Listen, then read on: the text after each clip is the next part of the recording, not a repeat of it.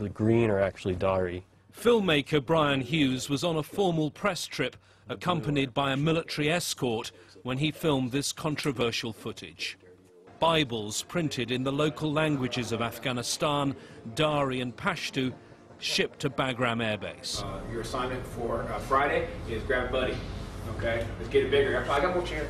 In this Bible studies class, servicemen talked about the military regulations against converting people to Christianity.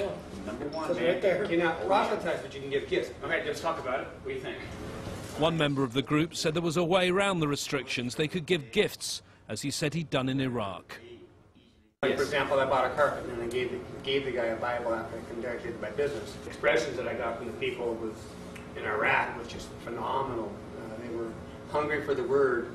So you make it as a gift. That way you're not in violation of regulation.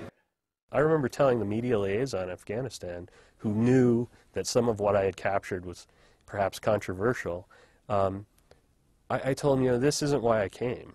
I didn't come here to play gotcha. I wasn't here to secretly, you know, find things to criticize the U.S. Army. We sought reaction from the military in Afghanistan and at the Pentagon from the most senior servicemen in the U.S. Armed Forces. What's your reaction and what is the military going to do about this? My reaction is twofold. One is that I'm not aware of the details of this and certainly want to know more about it. Secondly, it certainly is, from the United States military's perspective, not our position to ever push any specific kind of religion, period. This has just been taken out of context and presented as something that it is not.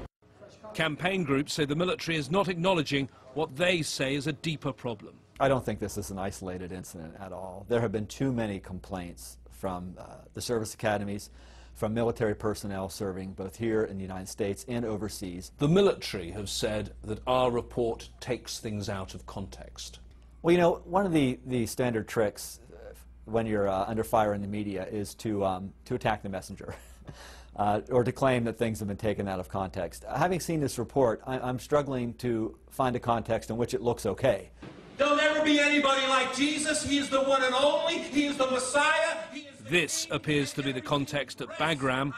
Lieutenant Colonel Gary Hensley is the command chaplain at the base. There's no evidence he knew about the Bibles in Dari and Pashto, but he clearly has an evangelical agenda. The Special Forces guys, they hunt men, basically. We do the same thing as Christians. We hunt people for Jesus. We do. We hunt them down. Get the hound of heaven after them. So we get them in the kingdom. Right? That's what we do. That's our business. Bagram has a thriving evangelical community. There's no evidence that more than a small number of people knew about the Bibles produced in Afghanistan's two main languages.